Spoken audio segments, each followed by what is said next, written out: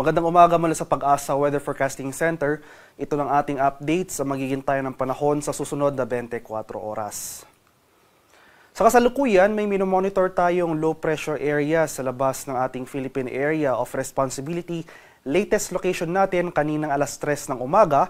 Nasa layo ito ng 1,445 kilometers silangan ng Eastern Visayas. So sa ngayon, maliit pa naman yung tsansa na maging bagyo ito within the next 24 hours at sa ngayon din wala pa itong direktang epekto sa anumang bahagi ng ating bansa.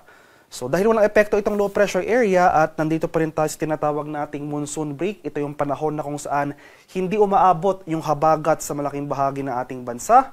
Itong southwest monsoon pala ay umiiral dito sa area ng extreme northern Luzon. Pero since nasa monsoon break pa rin tayo, ay makakaranas pa rin tayo ng mainit at palinsangang panahon sa Metro Manila at malaking bahagi ng Pilipinas. Pero nandyan pa rin yung mga tsansa ng mga pulupulong pag-ulan na may pagkulog at pagkilat na dulot ng thunderstorms, especially sa hapon at sa gabi.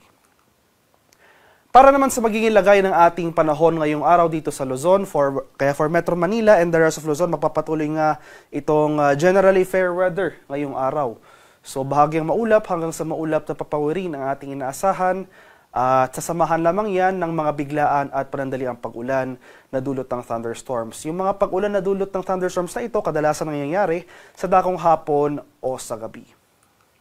Para naman sa areas ng Palawan, Visayas at sa Mindanao, hindi rin umaabot yung habagat sa mga lugar na ito. Kaya asahan na rin natin itong fair weather. So tulad sa Luzon, magpapatuloy itong mainit at maalinsangang panahon over these areas. Magdala pa rin tayo ng payong, pananggalang yan sa init ng araw. Simula umaga hanggang sa tanghali at pananggalang naman yan sa mga biglaang pag-ulan sa hapon hanggang sa gabi. So asahan natin ang mataas sa tsansa ng thunderstorm activity, especially dito sa area ng Mindanao. Sa kalagayan naman natin karagatan sa kasalukuyan, walang nakataas na gale warning at banayad hanggang sa tamtamang pag-alon ang mararanasan sa malaking bahagi ng ating bansa. Gayunpaman, iba yung pag-ingat pa rin sa ating mga kababayan na maglalayag sapagkat kung meron tayong offshore thunderstorm activity, ito yung mga pag-ulan sa ating mga dagat baybayin, asahan natin ang mga pagbugso ng hangin, kaakibat nito ang bahagyang pagtaas ng ating mga alon. At para naman sa ating weather outlook sa mga susunod na araw. So para sa low pressure area na ating minomonitor sa labas ng ating bar, posible itong gumalaw generally northwestward or pahilagang kanluran sa mga susunod na oras. So posible itong makapasok ng ating Philippine Area of Responsibility within the day. Pero for the next few days, so from Tuesday to Wednesday, mananatiling malayo itong low pressure area sa ating kalupaan. Wala pa naman itong magiging epekto sa ating bansa sa mga araw na ito.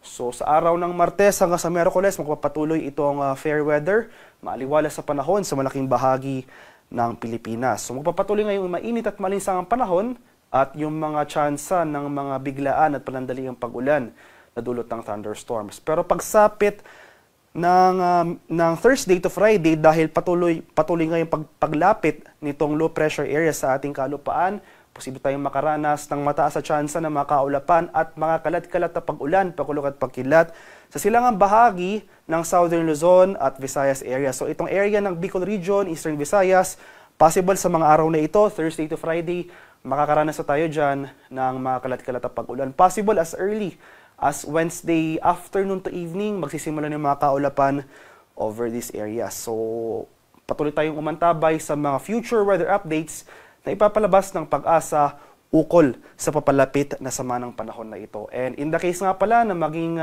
bagyo ito sa mga susunod na araw ay Fabian ang susunod nating ipapangalan sa posibleng potential na sama ng panahon na ito. So patuloy nating i-monitor itong low pressure area na papalapit. So muli, low chance na maging bagyo for the next 24 hours pero patuloy yung pag-monitor natin para sa tropical cyclone development sa mga susunod na araw. Ang haring araw sa Kamaynilaan ay sisikat mamayang 5:40 ng umaga, lulubog naman mamaya sa kanap na 6:24 ng hapon. At para sa karagdagang impormasyon tungkol sa ulat panahon ay maaring i-follow kami sa aming social media accounts at DOST_Pag-asa. Mag-subscribe na rin kayo sa aming YouTube channel sa DOST Pag-asa Weather Report at palaging bisitahin ang aming official website sa pag-asa.dost.gov.ph at para ma-access yung mga rainfall advisories or thunderstorm advisories na ini-issue ng ating Pag-asa Regional Center sa ating mga lokalidad, ay maaring bisitahin rin ang official website ng panahon.gov.ph. At yan naman po ang latest mula dito sa Pag-asa Weather Forecasting Center. Magandang umaga sa ating lahat. Ako po si Dan Villamila Gulat.